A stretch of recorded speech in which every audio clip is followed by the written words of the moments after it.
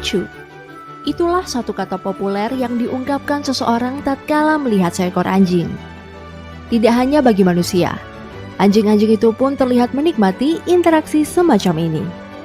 Ruang yang luas, teduh, serta jumlah makanan yang sesuai pun disiapkan untuk menambah kenyamanan para anjing untuk hidup dan bergerak. Namun sayang, kondisi ideal semacam ini tidak bisa dinikmati oleh anjing-anjing yang saya temukan.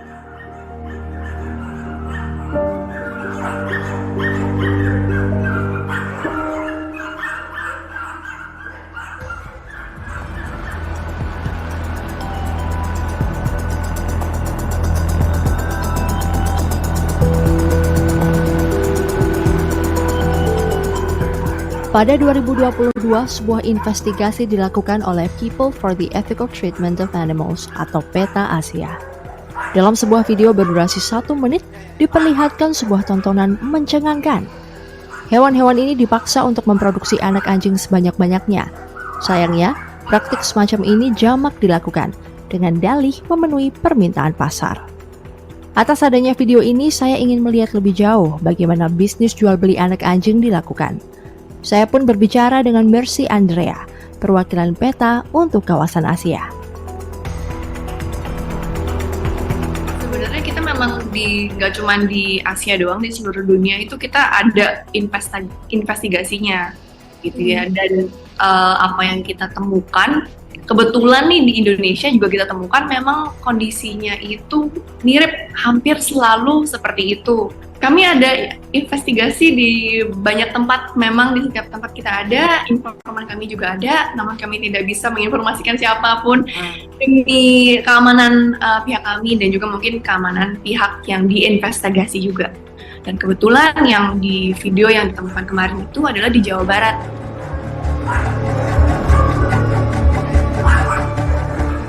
Itu punten yang di Jawa Barat yang di video ya, itu ada berapa anjing tuh Kak di dalam satu puppy mill? Banyak banget, nggak kehitung. Banyak banget numbersnya.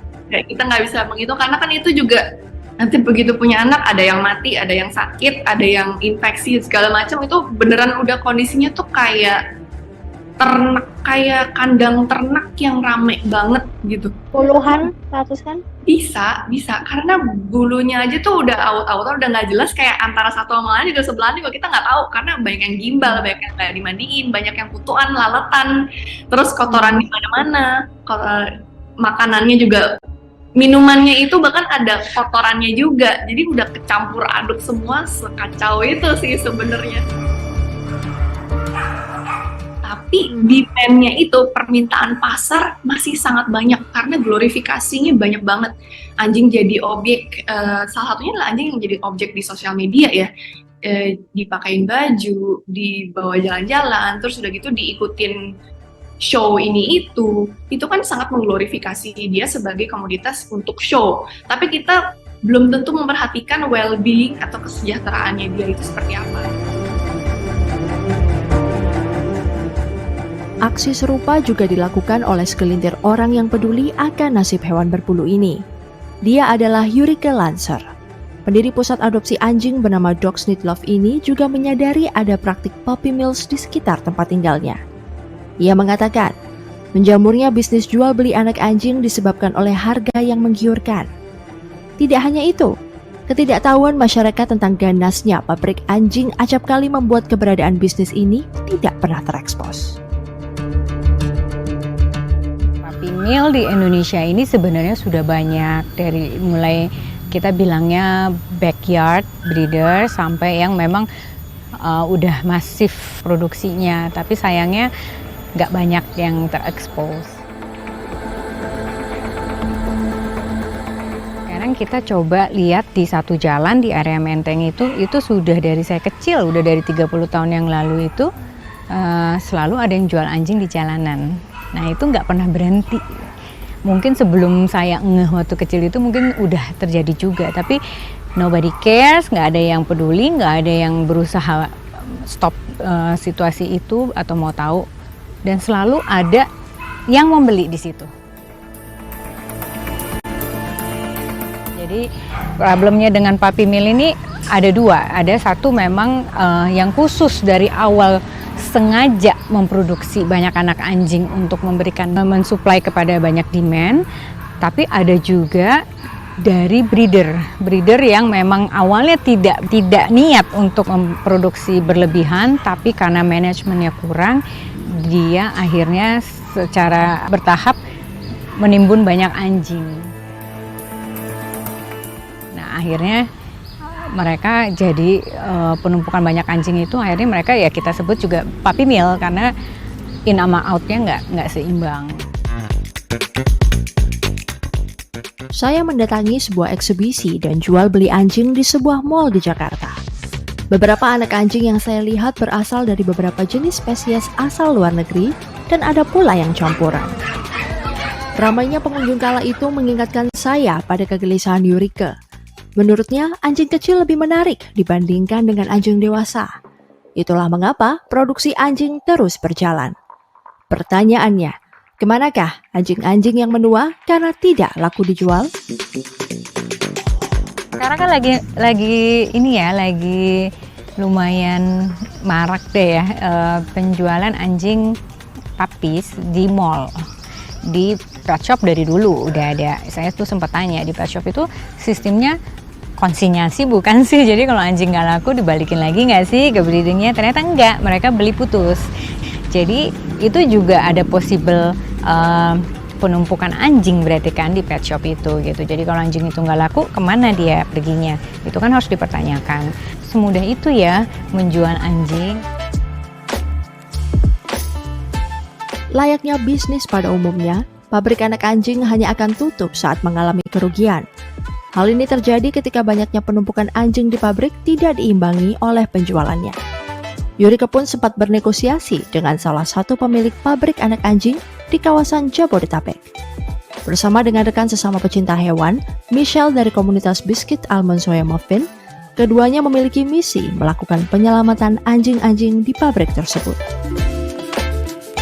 Pada saat ketemu itu kondisinya breeder ini memang sudah sangat kewalahan, bahkan tidak bisa kemungkinan tidak sanggup memberikan makan lagi kepada semua anjing yang ada di tempatnya dia. Jadi kita ketemu, kita ngobrol dan cerita semua segala macam.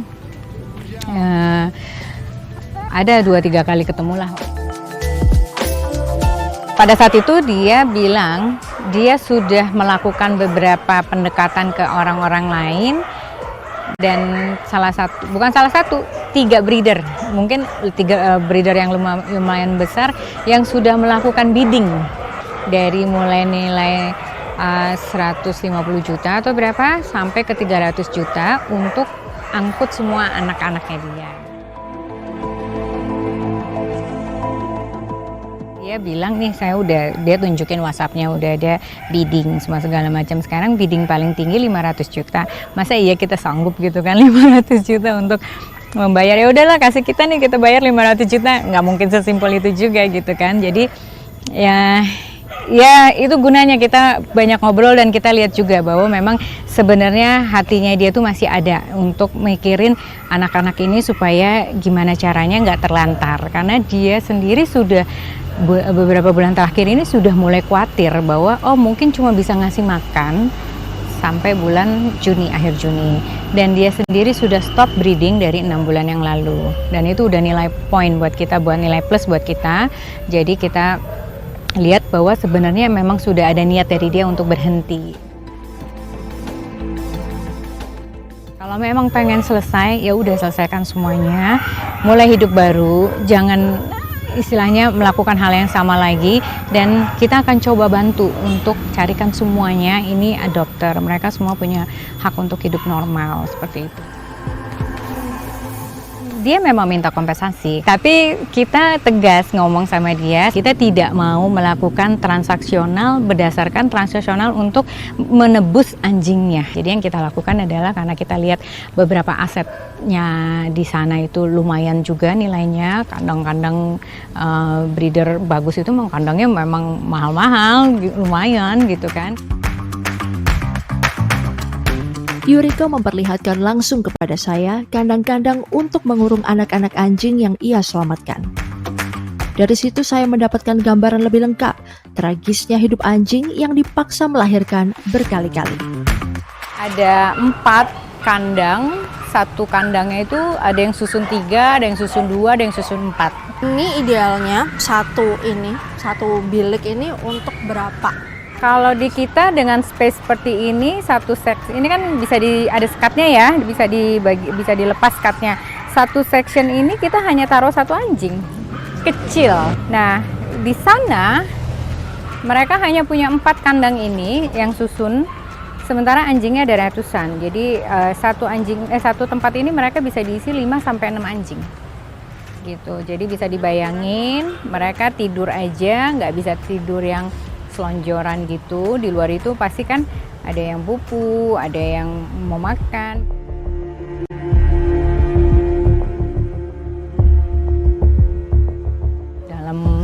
Prosesnya itu berapa ya? Diproses di sananya mungkin sekitar 4-5 jam kali ya. Dengan kondisinya luar biasa. Dari mulai bulunya sih nggak kayak begini sama sekali ya. Itu kita udah posting juga kan, mengerikan. Jadi karena mereka hampir nggak pernah mandi, ya kan? Gimana caranya memandiin anak-anak itu kan, bergantian, satu dimandiin, dimasukin di kandang, satu kandang berlima, ya pasti sebentar lagi kotor lagi.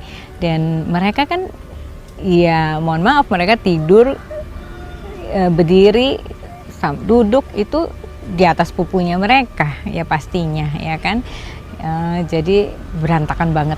Bau, berantakan, jadi rambutnya, kalau anjing-anjing ras ini kan memang harus sering di grooming, jadi mereka tuh bulunya nanti agak panjang, terus kalau main-main mereka kan nanti akan kusut banget, dan pada itu kita sebutnya kayak gimbal lah ya.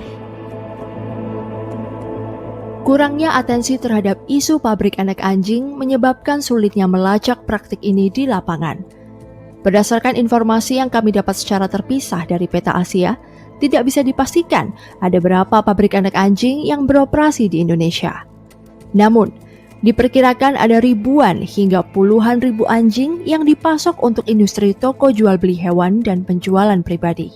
Karena anjing-anjing ini dijadikan komoditas, tentu profit penjualan menjadi prioritas. Menekan kos dan menghasilkan untung sebanyak-banyaknya ibarat jalan ninja yang ditempuh para oknum bisnis ini.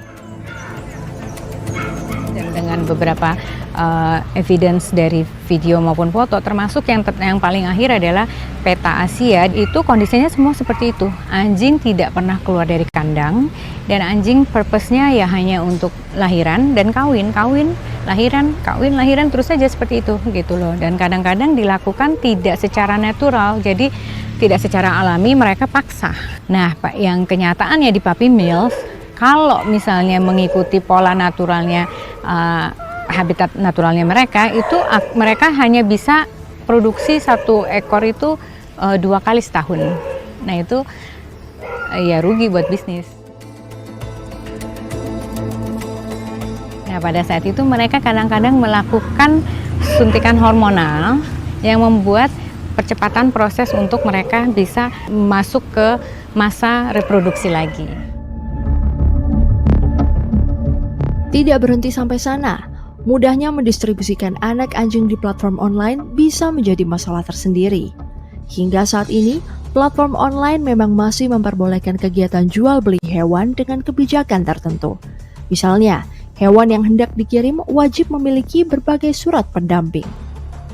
Namun, ketentuan mengenai pengiriman bisa berbeda-beda tiap platform. Ada platform yang hanya memberlakukan pengiriman instan maupun 1 hari, ada pula yang masih mendukung pengiriman kargo antar pulau. Bahkan, salah satu platform ini menyatakan tidak menyediakan asuransi untuk pengiriman hewan. Dalihnya, segala yang terjadi saat proses order dan pengiriman terjadi atas persetujuan pembeli dan penjual, terlepas dari semua risiko yang ada. Kita sudah pernah coba-coba tanya gitu kan, ke beberapa yang waktu itu bikin live atau apa gitu, cara pengirimannya seperti apa, dan mereka cara pengirimannya itu dengan kargo gitu. Jadi kita bingung gitu kan, bukannya di handover mereka antar langsung atau kita jemput pakai kargo, ya 2 hari sampai. 3 hari sampai tergantung lokasinya. Itu selama di perjalanan itu anjingnya seperti apa gitu kan, karena ada biaya kargonya gitu, kok diperlakukannya seperti barang ya gitu. Nah itu yang bikin kita bingung gitu. Menurut investigasi Peta Asia, pabrik anak anjing kerap memasok anjing untuk toko hewan peliharaan ke luar provinsi hingga luar pulau. Investigasi yang dilakukan di sebuah pabrik anak anjing di Jawa Timur tersebut menemukan bahwa anjing umumnya dikirim melalui 2 moda transportasi, kereta untuk jarak antar kota, lalu dilanjut dengan pesawat untuk jarak antar pulau. Transportasi tersebut dipilih untuk menekan kos perjalanan, meskipun ada harga tak terlihat yang mesti dibayar, yakni terancamnya kenyamanan dan kesehatan anjing yang dikirimkan. Hingga kini belum ada peraturan yang meregulasi isu pabrik anak anjing di Indonesia. Praktik ini terus langgeng dan dinormalisasi. Namun, bukan berarti tak ada yang bisa dilakukan sama sekali. Himbauan untuk tidak membeli anjing, melainkan mengadopsi, adalah usaha yang bisa dilakukan untuk mengurangi permintaan akan penjualan anak anjing di pasaran. Calon adopter pun harus berpikir matang-matang sebelum memutuskan hidup dengan hewan pendamping. Sebab, memelihara hewan pendamping adalah komitmen yang amat lama dan harus dilakukan dengan penuh tanggung jawab. Sebenarnya ada loh cara lain untuk memiliki hewan pendamping. Ya, caranya adalah adopsi. Ingat, kita itu punya power untuk mengubah ini semua. Karena apapun yang kita lakukan itu adalah voting kita di masa depannya seperti apa. Jika masih ada kemauan pasar, pasti supply akan terus ada. Tapi kalau kita bisa merubah mindset kita, khususnya kita bisa lebih membuka hati kita, membuka pikiran kita, dan memberi kesempatan bagi teman-teman hewan pendamping kita nih yang belum punya rumah, belum punya keluarga, dan kita punya itu semua, kita bisa me-welcome mereka dan kasih mereka kesempatan kedua. Itu orang nggak begitu suka sama anjing, tapi kalau ngeliat anak anjing semua pasti lucu, pasti kan semua, dan semua merasa bahwa kita sebagai manusia yang superior, kita ngeliat anjing sekecil itu, kita ngeliat bahwa kita mampu lah ngurusin anjing kayak gini. Beli buat anak, buat beli teman, buat di rumah segala macam, dan itu nggak berhenti gitu. Tapi kan ya kita nggak pernah tahu setelah nanti dia umur 5 bulan, 6 bulan, tuh 1 tahun dia udah nggak lucu lagi gimana? Apakah kita masih akan terus pelihara? Kita pengennya sih semua dog lover, kita percaya memang punya hati yang baik. Kita pengen supaya lebih bijak lagi. Coba bertanggung jawab, lihat gitu loh bahwa semua itu ada ujungnya. Nah, ujungnya itu seperti apa yang kita harus tahu.